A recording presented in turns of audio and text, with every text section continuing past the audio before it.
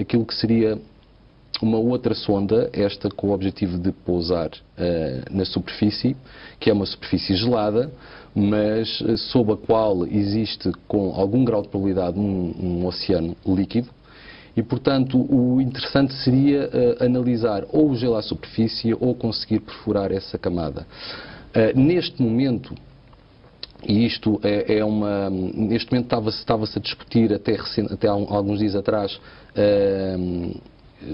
se o ênfase ou se a quantidade, o investimento prioritário por parte da Agência Espacial Europeia para os próximos anos se destinaria sobretudo ao sistema de Júpiter ou ao sistema de luas de Saturno, e a decisão que foi tomada há algumas semanas é a de que a prioridade será dada, de facto, a Júpiter e ao sistema de luas de Júpiter, em colaboração com a NASA, e já existem missões que, portanto, que prevêem a colocação de uma sonda em órbita.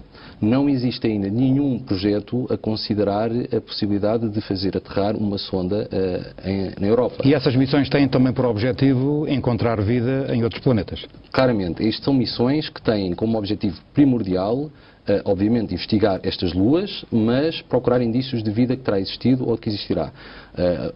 Esta sonda em órbita à Europa utilizará tecnologia como magnetómetros e radares e lasers de altimetria, que irá procurar perceber remotamente, mas portanto em órbita, se a camada de gelo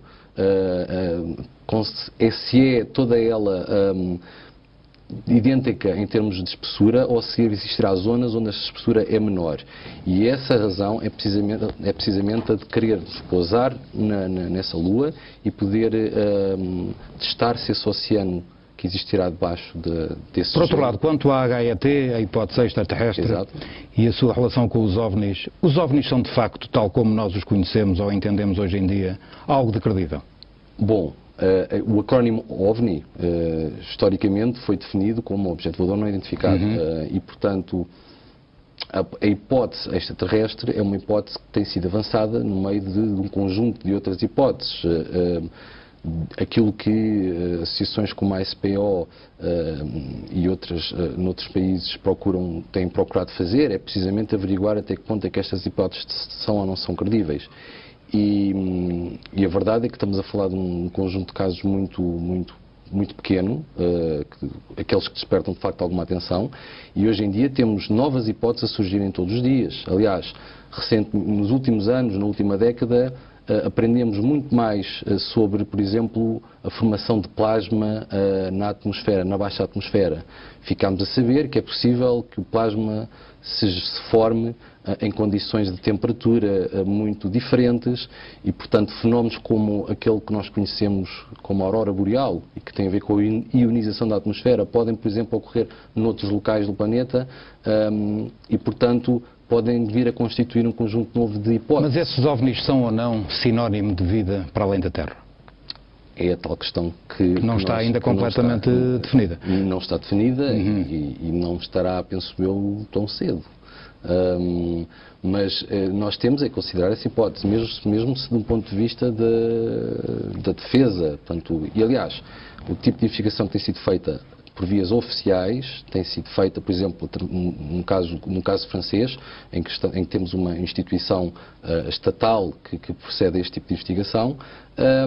Estamos a falar sobretudo de questões militares e que têm a ver com a defesa nacional francesa.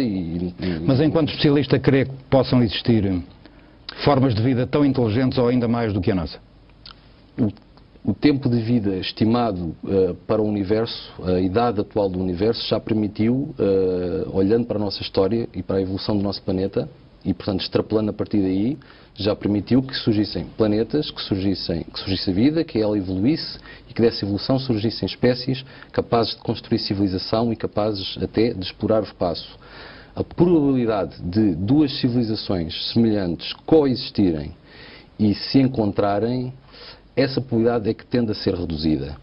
Até que ponto é que essa probabilidade é reduzida ou não, é difícil de estimar.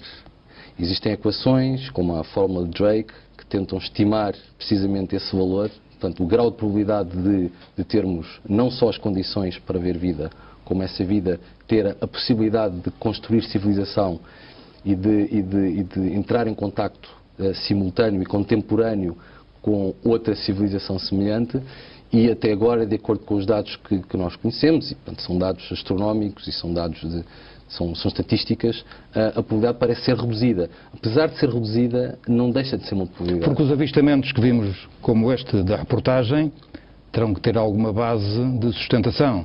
Serão do puro imaginário das populações ou de facto correspondem a algo que nós não conseguimos explicar neste momento? O interessante deste fenómeno é que configura-se como um fenómeno global. Ou seja, aquilo que de facto nos faz despertar o interesse relativamente ao assunto é o facto de ser algo que ocorre no mundo inteiro, que ocorre em culturas muito diferentes, que ocorre junto de indivíduos com religiões muito distintas, idades variadas, e é essa diversidade que traz alguma legitimidade ao fenómeno. Até porque existem avistamentos que são vistos em simultâneo em diferentes partes do globo. Logo, terão que ter alguma sustentação e terão que corresponder a algo de estranho, no mínimo.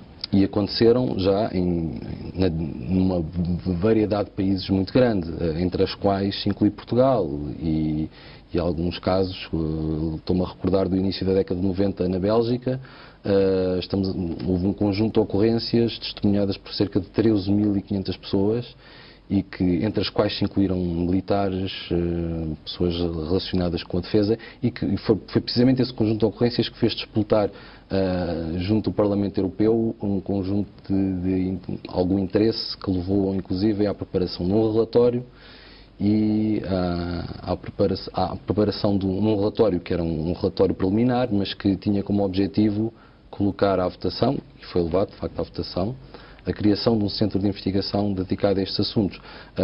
Claro que, sobretudo no âmbito da defesa nacional, mas também, obviamente, da investigação científica. Certamente uma matéria que vai continuar a apaixonar o mundo e as populações. Carlos Teixeira, muito obrigado por ter participado no Falar Global. Obrigado.